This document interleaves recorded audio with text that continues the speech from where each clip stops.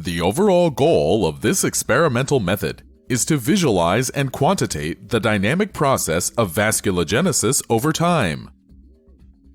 This method can help answer key questions in the fields of angiogenesis and vasculogenesis, about the rates of vessel formation and the differences between formed network structural patterns.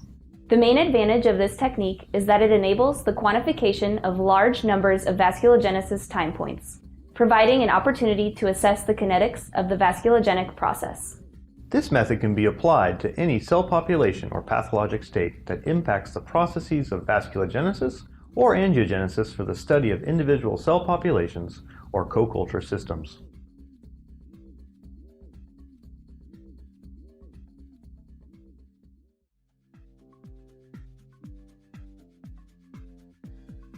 Approximately 1 to 2 hours before beginning the experiment, preheat a microscope stage-top incubator to 37 degrees Celsius and set the carbon dioxide to 5% and the humidity to 85%.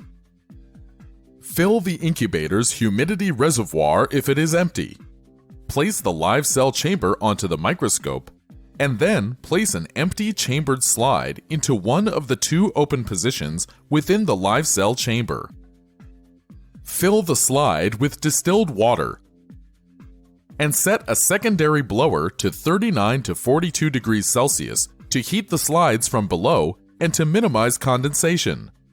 Maintaining the proper temperature and humidity within the live cell imaging chamber is critical to the success of the experiment.